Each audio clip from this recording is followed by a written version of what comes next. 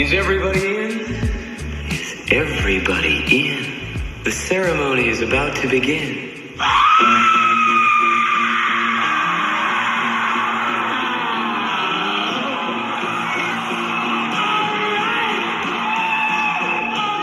Bobby Krieger, guitar player. John Densmore, percussionist, 22 years old. Pamela Morrison, ornament. Raymond Daniel Manzarek, 1-2-12-39, musician. Name, occupation. Jim. You know the day destroys the night. Night divides the Sides are day. being chosen. The planet is screaming for change, Morrison. We gotta make the myths. What do you need to say the first shaman invented sex? Break on through to the other. They call him the one who makes you crazy. I'm the Lizard King. I can do anything. Jim Morrison, the god of rock. The guys at Network have told us that they have a little problem with the lyric, girl, we couldn't get much higher. They asked if you could say instead, girl, we can't get much better. Can you dig that? Girl, we couldn't get much higher. I love it when you sing to me. I'm the poet and you're my muse. Do you hear the mountains? Do they want milk?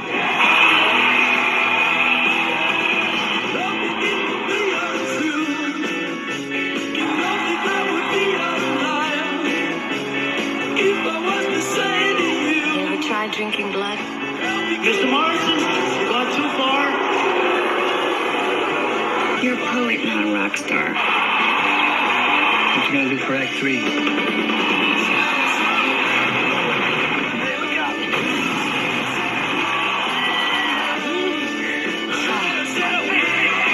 Come on, kill me. Come on, give me some death.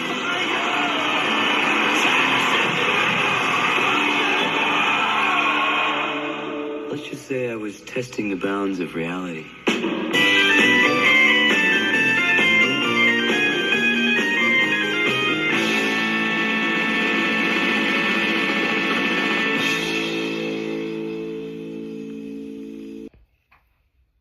Hey there, welcome back to Dave's Movie Diary. The Doors from 1991.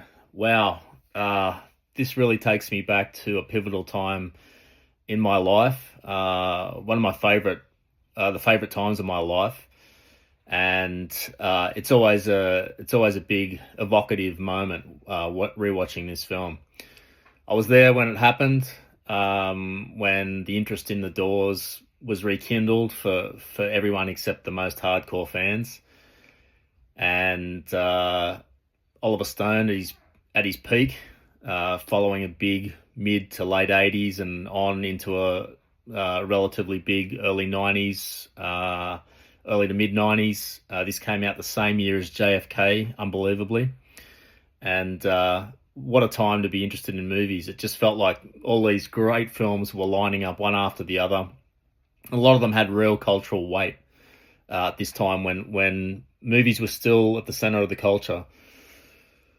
So yeah, when this came out in 91, I was 18. I'd finished high school, and I don't recall any mention of the Doors or Jim Morrison. Jim Morrison I knew about him roughly. I knew he was a guy from the late 60s and that he died young. That's about it. I knew Light My Fire, I think. That was about it. Probably from a compilation album at the time. I didn't hear their music played throughout my sort of awakening to music from about 84 onwards until 91 when this film started to get big, just the talk about it. So when this film was coming out, I was just in that sweet spot. I was a massive music head. I was getting interested in more subversive or left of center music at the time, and so this kind of thing just fit right in, and this kind of character, Jim Morrison at the center of all that. And yeah, like everyone else of my age at the time, I got swept up in it. And the trailer came out. It looked cool, looked interesting. The music really leapt out, especially to those of us who hadn't heard this stuff before. It just seemed so vibrant and that it hadn't aged. And that's what that music, the Doors music, still feels like. It hasn't aged so much to me. It's not of that time. Especially the lyrics and the themes are universal and way ahead of their time, actually. So anyway, I did what I always do and took a really deep dive into this material and found out that there was a book about Morrison called No One Here Gets Out Alive. It came out in 1980, 9 years after his death in 1971. And that book itself rekindled interest in the Doors after Morrison's death. And after that died out again in the 80s, this film came along in 91 and picked it up again. This is what happens, right, in popular culture, whether it's with music. It's particularly with music, I think, but it happens to a lesser extent with movies and other things. With fashion, it's even quicker, the turnaround. It seems to come and go. In my long life, it's I've seen many trends come and go. But anyway, yeah, back to the Doors and Morrison. That book, I found it incredibly fascinating. I think it was definitely the first like rock bio I'd ever read, and it was much like the man himself. It was just a chronicle of ideas bursting out of the page and themes and living life large. And to me, 18, nearly 19, it just really resonated with me. And I thought, this feels alive. This guy's life, even though he died at 27 and always seemed so much older than that to me in terms of what he did and the things he was thinking about and what he packed into that life. Anyway, it was a heady read and the mythology around this guy totally worked for me. And then I really got into the music and that was another revelation. Like I thought, oh yeah, okay, this is a really interesting guy. And the couple of songs I've heard are really, really great music. Apart from the lyrics, which are so dark and individual and revolutionary. Then I heard all the music, and I was just blown away by the quality of the musicianship and the freshness and vitality of it.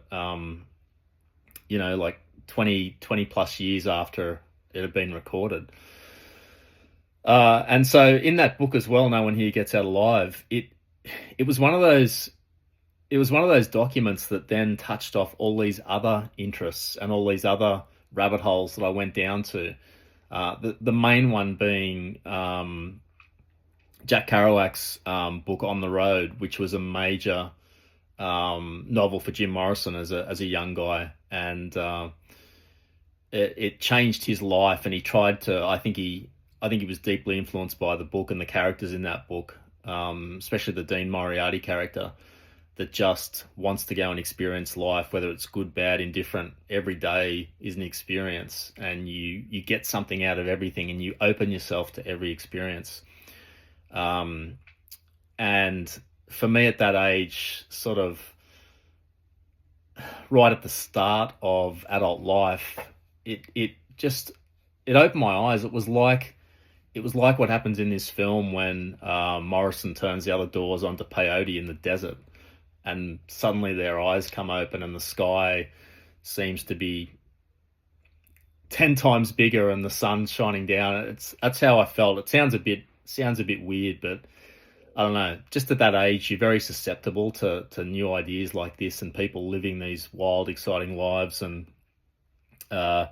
anyway, so that book opened up a few things to me, and life as experience. I've experienced it recently, even reading something like Zorba the Greek, this live fully philosophy, and just trying to get past the everyday mundane things that have dragged me down for years, and realize that life's there for the living, and take it on. Forget about these first world problems. So yeah, it was a really pivotal time of my life, that 1991 period. Ending high school, that rigidity, and then going to uni and having all this freedom. And the Doors seem to really personify that. And their music, the rhythm and the lyrics and everything coming together. Going on road trips, I still haven't come across music as good as the Doors for road trips. Highways and hitchhiking and the road, the individual feeling of driving on the road was something very close to Morrison and the Doors, and it's reflected in a lot of their lyrics and songs. That movement and freedom. It wasn't just music. It sort of became an atmosphere for living, and a soundtrack to all the things that that I was doing and my peers were doing at the time. So very evocative, just thinking about this whole time. So yeah, that era, that 91 for me, it's still one of my favorite, if not the favorite time of living life. There's been other obviously critical moments in my life, marriage, kids, other things, but just as an individual, that was a very special time where, like I said, I experienced a lot of new things, and every day felt like a new opportunity to do something and try something new. So, I had three or 4 months of total freedom just as I turned 18. That gap that feels like a year between finishing year 12 and starting uni was like mid-November to start of March. Just like an endless summer. No real structure, good times, not burdened by anything yet, not knocked down by life, just listening to music that went right to your core and to your soul, and films like this just speaking to you directly. It's nothing like it, and it's the most intense period of your life, and it always stays with you, I think, if you recognize it. Also, the end of Innocence, though, the start of the end of Innocence, if that makes sense, and things never quite felt the same again, and never quite reached those heights. They always tapered off for some reason, whether it was being a bit older and overthinking things, or having disappointments or failures or whatever. At that time, I think your whole life's opening up in front of you. And that's how this film starts, getting back to the main event. Love those opening desert credits, and I always did. I love that in the trailer when I saw it. Must have been in another movie, I think, that year. And those desert credits, the wide openness and the way the font of the Doors is presented, it's just perfect. Very striking and stylized and elemental. It immediately set a tone with me of mythology and heat and kind of altered reality and spirituality, which was always very close to the Doors. They went looking for that kind of thing as individuals and as a group. And I thought throughout this film,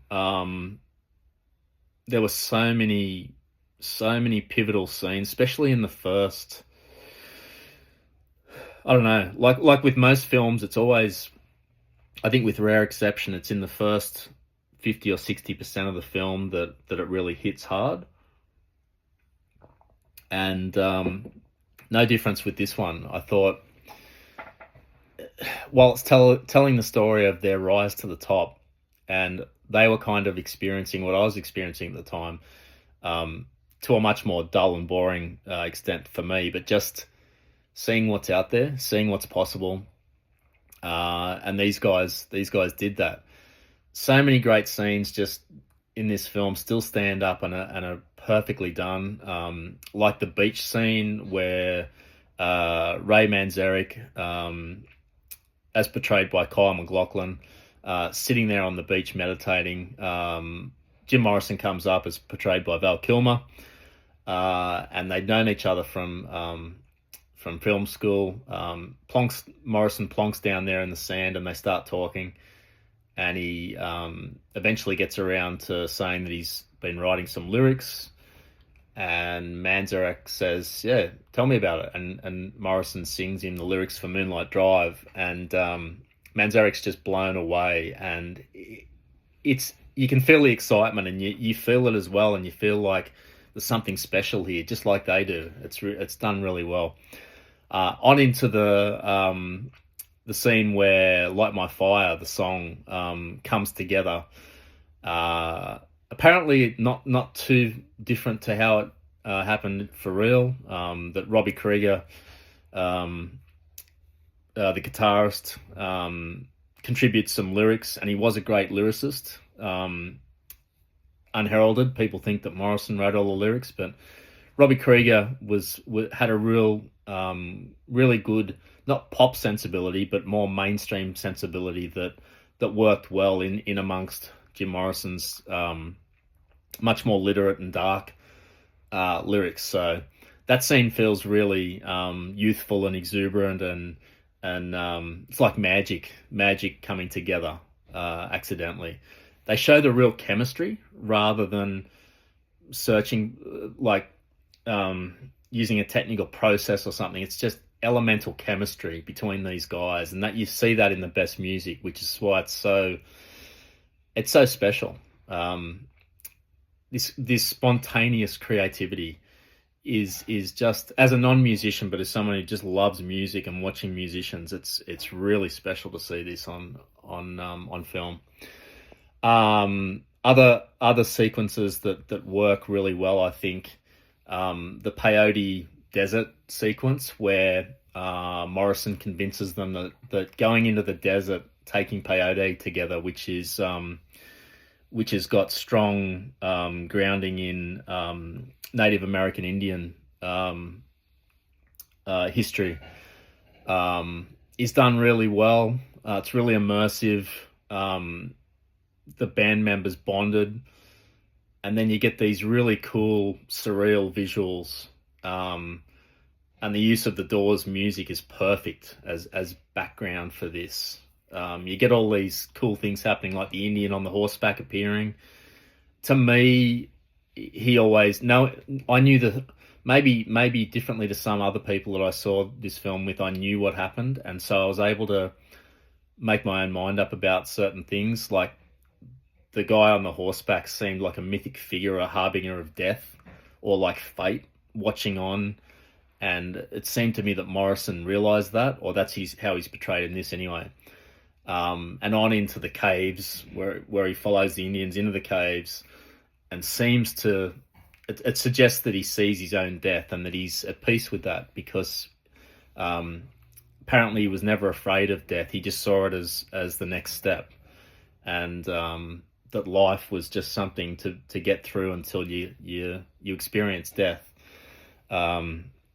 Big themes, but that's what you get when you're talking about Jim Morrison and the Doors. On into the sequence where we see the band playing The End in a club in LA. I think it's LA. It's still extraordinary to me, that song. It's 11 minutes. It's on their first album, and it's one of the most original, creative, disturbing, incredible musicianship, evocative songs of that period. And it just shows the build-up in that scene, the audience reaction, the lyrical provocation. It's just seeing the audience reaction to this song, which must have just knocked their heads off. It's talking about the Oedipus complex, where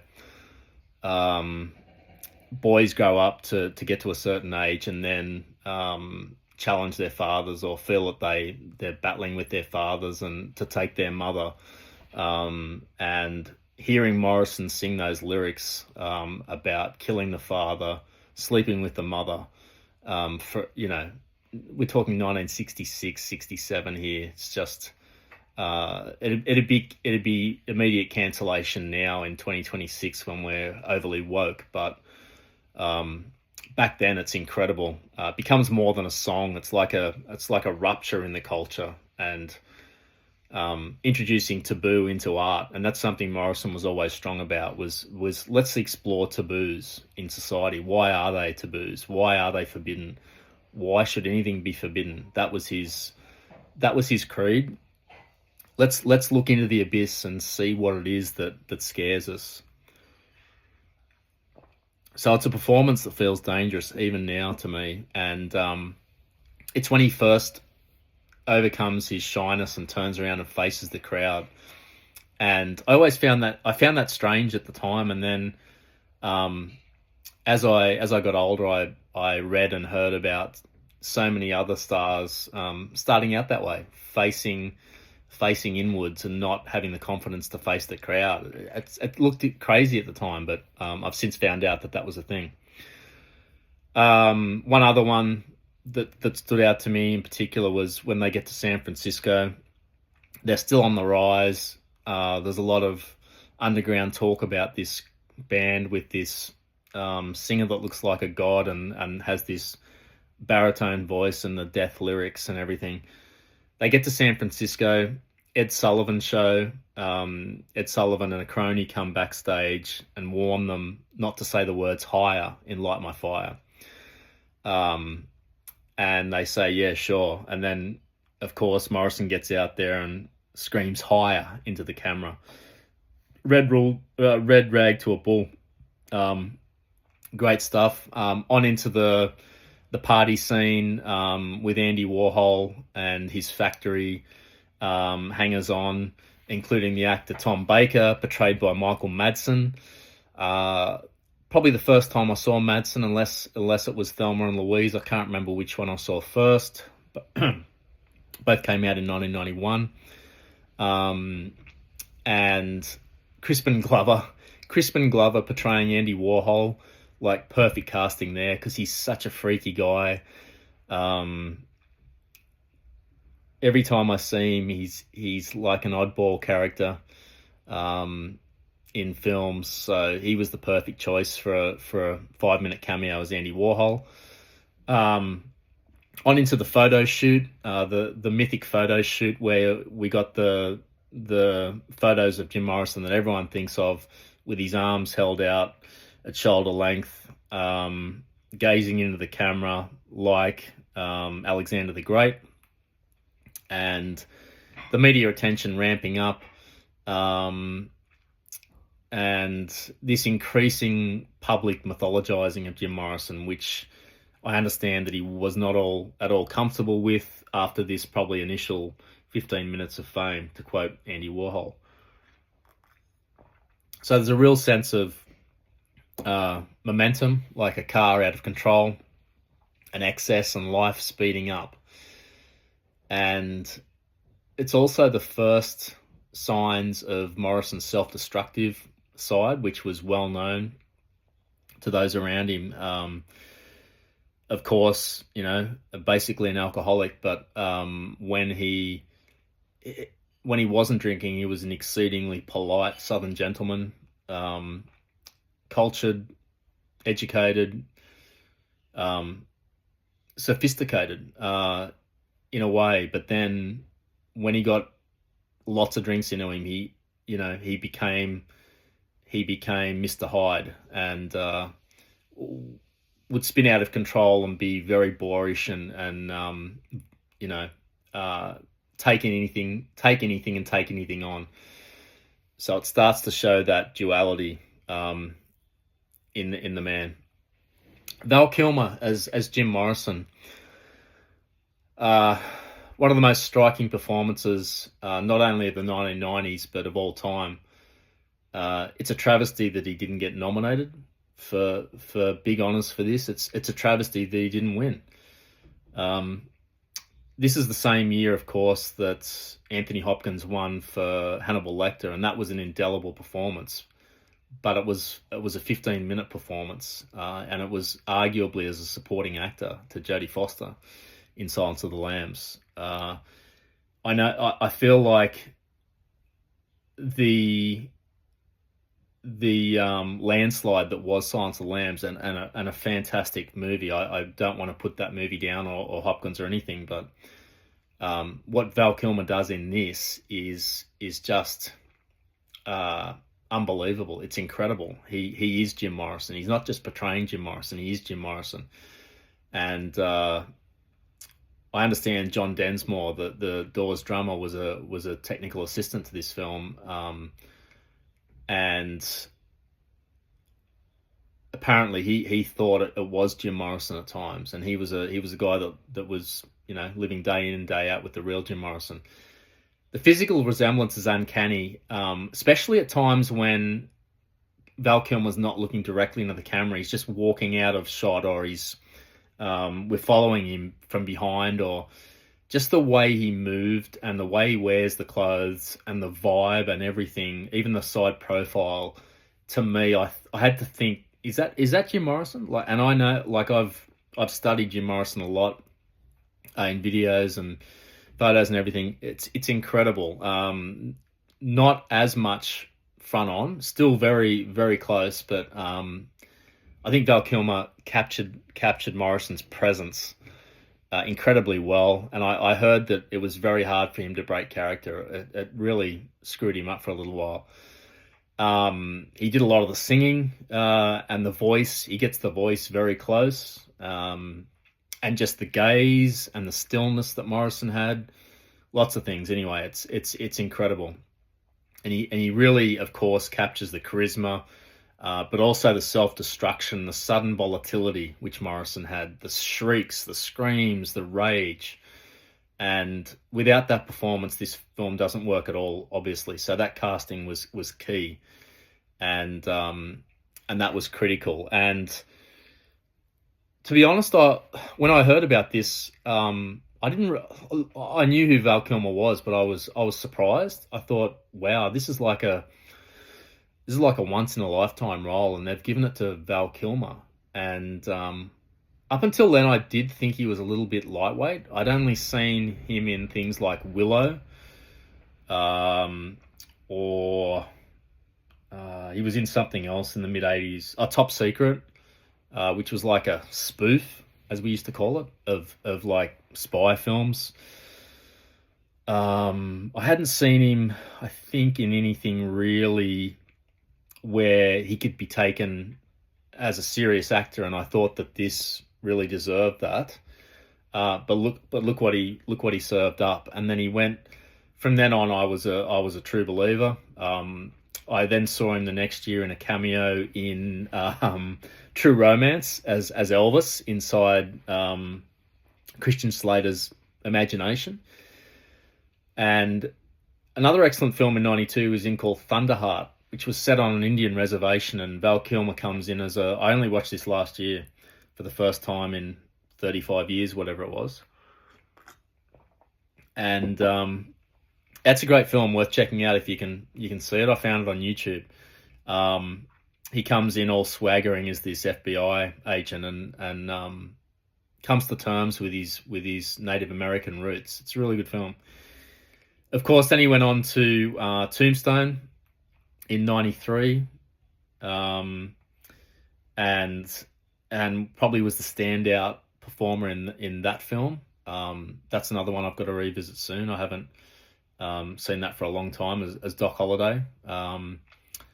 And then into Heat in '95, where he was brilliant in that film. That film holds a very special place in my film history. And then it was kind of over for me, anyway. I know people have got love for The Saint and other things he did after that, but it was basically over. I think he was quite difficult to work with. Of course, I've forgotten Top Gun. I know he was iconic in that film too, but it's Top Gun. It was a big '80s film, but anyway, I felt by '95 he was kind of done. Nothing really worked out for him after that. Of course, very sad what happened with him, and a great actor who was at his peak for 4 or 5 years there in the early '90s. So He is outstanding. Oliver Stone obviously directed this film. He was a titan of the mid to late 80s and on into the early to mid 90s actually. I mean, the fact that he was able to put out this film the same year as JFK, which was an even bigger enterprise, I think. Both massive commitments about real life events and people. Just a mercurial figure in Hollywood. I'd known about him for some time. Obviously, in '86, he had this tendency. In '86, he puts out two absolute incredible films too, with Salvador, with James Woods and Jim Belushi, looking at American reporters reporting on the revolution in El Salvador. Great film if you can catch that one, and a little film called Platoon that he put out that year as well with Charlie Sheen and others, chronicling his own experiences in the Vietnam War. By the way, he didn't stop there. Next year he puts out Wall Street, like the best ever film for me about the financial system. And the 80s. I think that movie personifies the 80s nearly better than anything else. What else? And then Born on the 4th of July in '89 with Cruise. The second in a 3-part trilogy about Vietnam. Finishing up with Heaven on Earth with Tommy Lee Jones in '93. I think it was '93. Yeah. Showing the Vietnam experience through different prisms. Exceptional. 91, he comes out with these two films, JFK and The Doors. And then in 94, Natural Born Killers, among other things. Like, that's a film I don't have as much love for, that I should revisit. But yeah, I thought it was a bit too knowing, a bit too meta, a bit too violent for violence sake, and I know that's the point of the film, but yeah, this just didn't land with me. But I should check it out again. I love anything with Juliette Lewis in it. So yeah, just a oh, and he also wrote Scarface, just to throw that in there as well. So obviously, I think the wheels fell off a little bit later with some of the conspiracy stuff, but just an interesting guy with an opinion. And that's something that's lacking at times, I think, since he didn't become as relevant.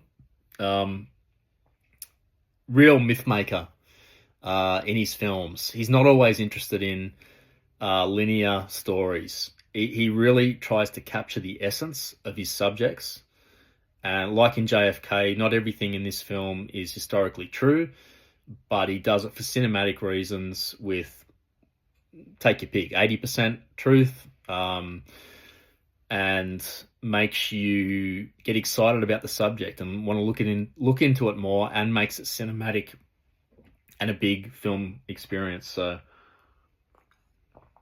this isn't a documentary of The Doors by any means. It's just a snapshot of what it was like in the late 60s, and not sure I've seen many other films that show that period to me. Like, I wasn't there, but just I get a better sense of the 60s and the revolution that was taking place in the culture better from this film than a lot of others.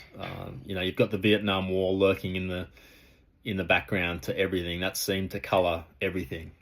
This feeling that the world was going up in flames, and the Doors music was the perfect soundtrack to that. So that's Oliver Stone. Strong supporting cast too. I thought Kyle MacLachlan was a good choice for Ray Manzarek. Kyle MacLachlan's always got that grounded seriousness and structure. You look at Agent Cooper in Twin Peaks. Most films from June onwards, always loved him in Blue Velvet as well, the David Lynch classic. He just had what else? Oh, Showgirls. Yeah, Showgirls is in that too. he's in lots of great stuff, but he was different. He had an original look. He seemed otherworldly to me. And Ray Manzarek was a very spiritual guy who seemed both naive and knowing at the same time, and I think McLaughlin captures him well. I thought Frank Whaley as Robbie Krieger and Matt Dillon's Kevin Dillon. God, Kevin Dillon as John Densmore. I think Kevin Dillon's got that sort of volatility. You saw it from his character in Platoon. And I think there's no doubt that John Densmore had some, a lot of anger, especially towards Jim Morrison, which is understandable for his unreliability and the total opposite of John Densmore, who, drummers are, they're rhythm-based, they're routine-based, they're structure. And, I think I read John Densmore's book that part of this film's based on, and he was frustrated with Morrison quite a lot and at loggerheads with him, and that's understandable. Meg Ryan. Now, Meg Ryan's polarised a lot of people with her portrayal of Pamela Courson in this film, Jim Morrison's muse, and the woman he kept returning to, the woman that he went to Paris with in 71 to escape the pressure of the trial in Miami, where he was charged with lewd and lascivious behaviour for allegedly showing his penis to the crowd in a raucous concert. He was looking at some serious jail time there in a very conservative state at the time, and so his life appeared to be crumbling around him. So he left to Paris, which really fitted in with his sensibilities and his wanting to be taken seriously as a poet, which he always placed above all else. He was like a poet trapped in a rock star's life, which I think caused some of his issues in life. I think the other one inevitably was being a military child, being shifted around the country, being raised by a rather strict father. But a loving father by all accounts, who was there in the Gulf of Tonkin when the Vietnam War kicked off. So I think Meg Ryan is maligned a lot for her portrayal of Pamela Courson in this, and I was one of those people at the time. I thought she was weak. Watching this, I've got a different opinion now. I think she's pretty good. I think my opinion was tainted a lot by her image from those films she was in with Tom Hanks, like Sleepless in Seattle was after the fact with this, but I think it tainted my opinion of her throughout the 90s. But like When Harry Met Sally and other films, and then you see her in this as this wild child, and I think it didn't land well with a lot of us at the time. When I look at her now, I think she did really well. Apart from the scene where there's a love scene with Val Kilmer, and you see her breast, and I remember at the time thinking, "Oh my God, that's Meg Ryan's boob," and that was a big deal then, because she was such a goody two shoes, and she seems uncomfortable. She quickly covers it up. I think she realizes it's in shot. And that was the only off note for me in her performance. Other people great in this film, just showing up in small roles. Mimi Rogers is the photographer that takes those iconic shots of Morrison. Crispin Glover I've talked about. Madsen. Billy Idol was meant to have a much bigger part in this, but had a motorbike crash, and that's why he's on crutches.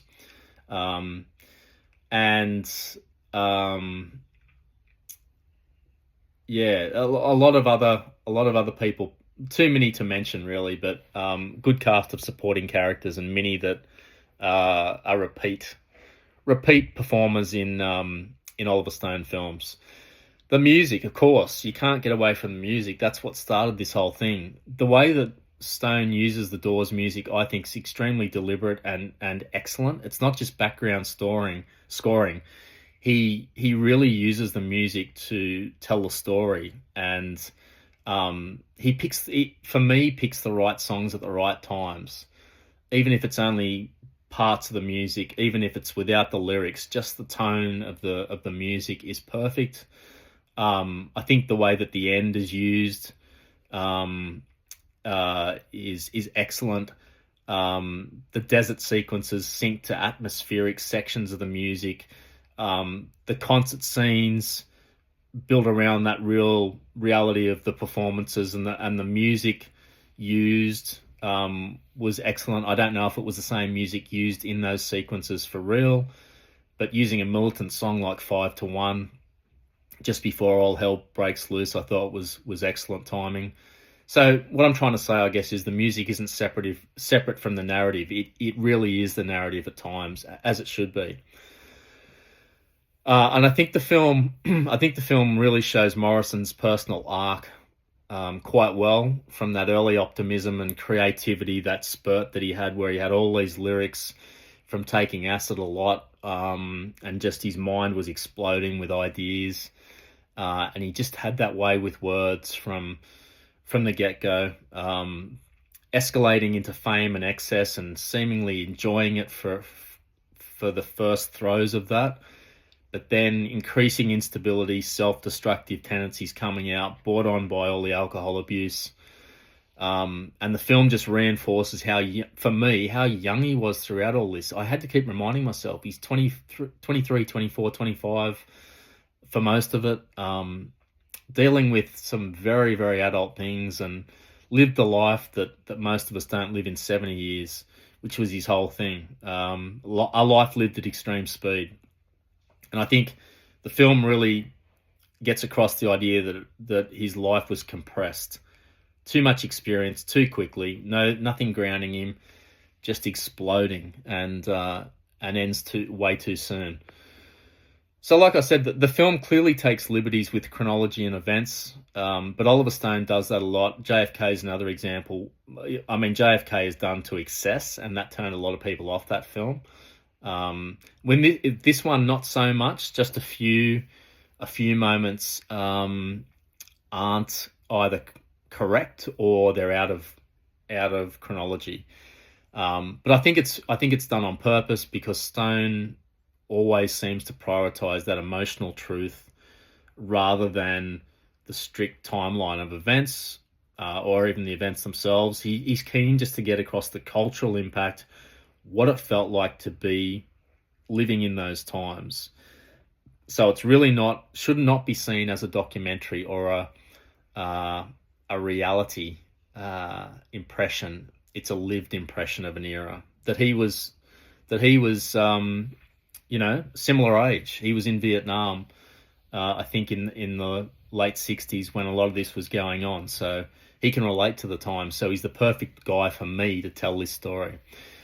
So look, wrapping up, I know I've talked a lot on this one, but very important film for me. So many memories of not just the film and what it evokes in me, but the people I knew at the time, and the life I lived back then was really a bit like Morrison on the beach there. Everything seemed to be within reach and possible and fantastic. And then reality takes over, right? You get old, and you appreciate things in a different way. But you just, I don't know. It's such an intense time of life.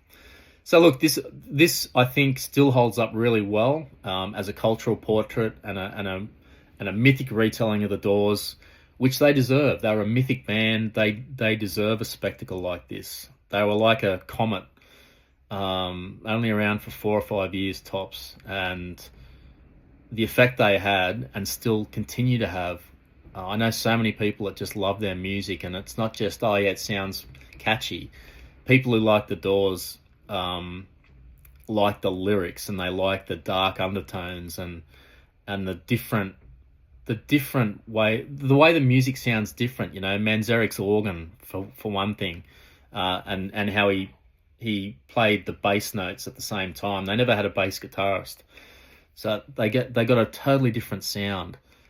So I still think you get a great feel for late 60s the counterculture, that Woodstock era, what life was like in the US then. You definitely get a feeling for the intensity of Morrison's life, the sadness, actually, the speed at which fame can lead to self-destruction. So yeah, look, it's highly stylized and cinematic, but for me, it's emotionally coherent, and that's the important thing. And you get to hear the Doors music in context as it was at the time. So it still feels really powerful to me on the revisit, and well worth the rewatch. I found this one on Canopy, the app where you link in with your library card, and you can watch it there for 3 days or something. It's like you borrow it for free for 3 days, and yeah. So can't say enough good things about this film. I think it's been maligned a fair bit over time. I think a lot of people don't see it as one of Oliver Stone's best now, but for me, it still holds up. But I was there at the time, and it really means something special to me, so maybe that's why. Anyway, I think it's worth checking out, and hope you enjoy it. Anyway, thanks for listening, and see you next time.